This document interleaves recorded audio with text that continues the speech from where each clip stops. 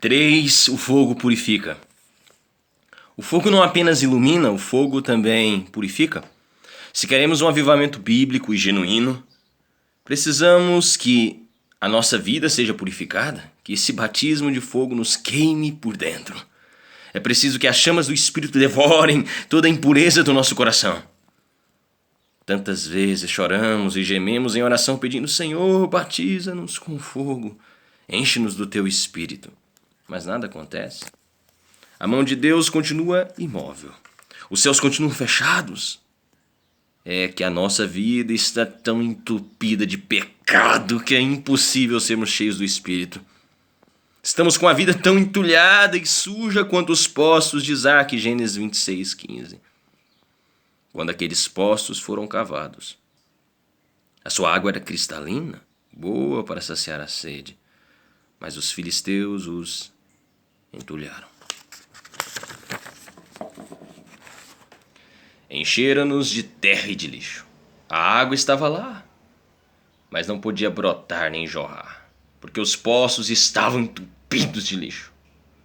Da mesma forma, os rios de água viva não podem verter, não podem brotar em nossa vida, se há pecados inconfessos, se há lama dos filisteus no nosso coração, se há entulho do mundo em nossa mente. Se queremos mesmo avivamento, precisamos purificar, limpar, varrer e dragar as regiões abissais da nossa alma. Precisamos tirar a sujeira da nossa vida, varrer a mente, purificar a consciência, ir lá nos corredores escuros e nas recâmaras mais íntimas do inconsciente, purificar tudo pelo fogo do Espírito de Deus. Certa vez, quando Enéas Tognini estava na cidade de Campo Verde, Minas Gerais, passando férias, a cidadezinha enfrentou uma situação crítica. Por 2 dias a população ficou sem água. Até ele ficou perplexo com a situação. Medidas imediatas e enérgicas foram tomadas para detectar a causa do problema. E logo constataram que, no cano que levava a água para a caixa central, havia um rato morto encalhado. Um rato morto estava obstruindo a passagem, impossibilitando que a água jorrasse para a caixa de distribuição. Não há limitação em Deus. A vontade de Deus é derramar o seu Espírito sobre a igreja. A vontade de Deus é que a igreja seja batizada com fogo e revestida do poder do Espírito Santo. Mas, se existirem ratos mortos em nossa vida, obstruindo a passagem das águas vivas, vamos ficar morrendo de sede, não por falta de água, mas por causa dos pecados que estão entupindo os canais que produzem as bênçãos de Deus. Precisamos do batismo com fogo para queimar todo o entulho do nosso coração, destruindo todo o lixo dos filisteus. Precisamos do batismo de fogo para purificar a nossa língua, para limpar a nossa mente. Precisamos do batismo com fogo para purificar nossos sentimentos, nossas emoções, nossos desejos e nossas intenções. O fogo de Deus não apenas destrói as impurezas, não apenas queima as amarras que nos prendem, Daniel capítulo 3. Não apenas queima as escórias, mas depura o ouro. O fogo de Deus devora a palha sem destruir o fruto. O fogo de Deus nos torna mais limpos, mais puros, mais úteis, mais ricos, mais fortes. Sem purificação não há avivamento. Sem lançar fora os ídolos de estimação e trocar as vestes sujas do pecado, não podemos subir para Betel como Jacó e seus filhos. Gênesis 35, do versículo 1 ao 7. Se queremos esse batismo de fogo, precisamos tratar sério o pecado. A igreja hoje tem pouca consciência de pecado. Os crentes já não sentem mais tristeza pelo pecado, não choram, mas por entristecerem a Deus, estão se conformando com o mundo. Estão achando tudo normal, nada tem a ver.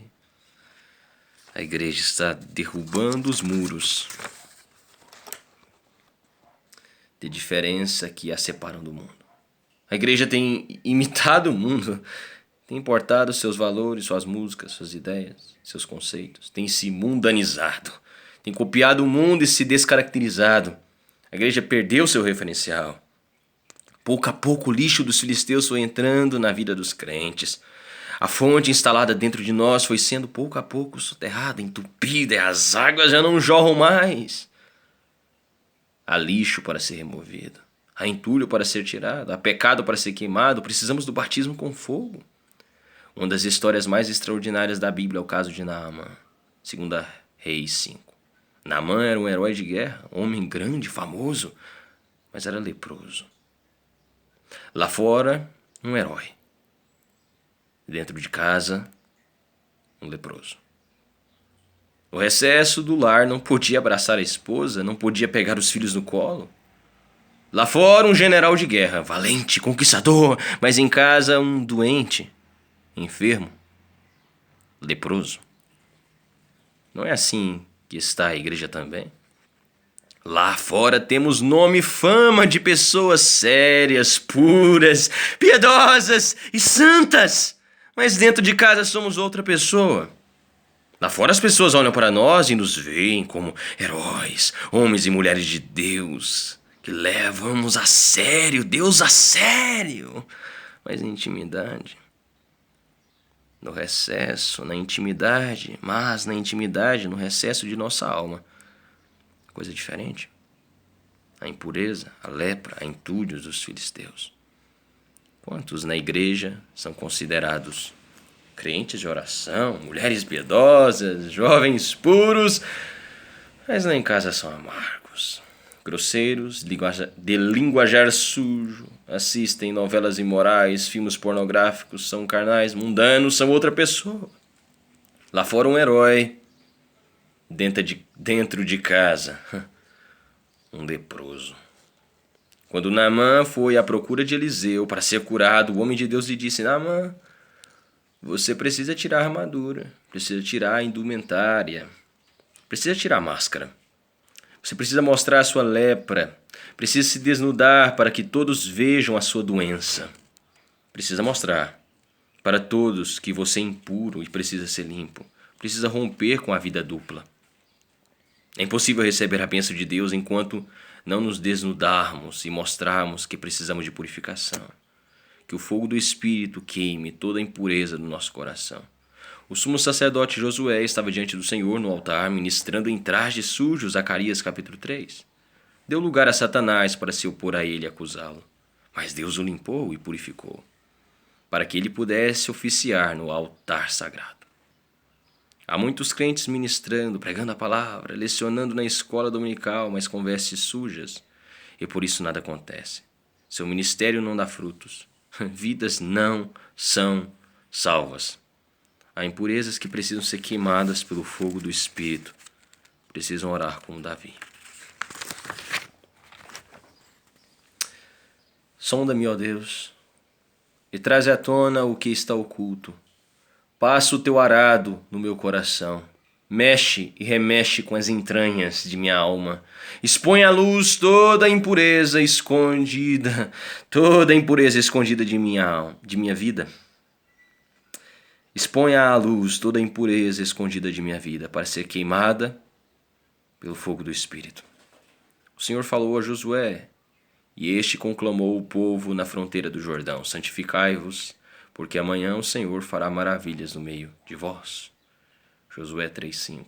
Esse texto contém o imperativo santificai-vos, traz uma promessa: o Senhor fará maravilhas, aponta o lugar onde Deus operaria maravilhas no meio do seu povo, e também o tempo quando ocorreriam as maravilhas, amanhã, depois da santificação de hoje. São tremendas e gloriosas as promessas com respeito ao avivamento da igreja. Deus quer derramar do seu Espírito sobre nós. Deus quer batizar-nos com fogo. É Jesus quem batiza com o Espírito Santo e com fogo, Lucas 3,16. Mas quando ele mesmo foi batizado, o Espírito Santo veio a ele em forma de pomba, Lucas 3, versículo 21, versículo 22. Tanto o fogo quanto a pomba são símbolos do Espírito Santo. Por que então o Espírito Santo veio sobre Jesus em forma de pomba e sobre a igreja em forma de fogo?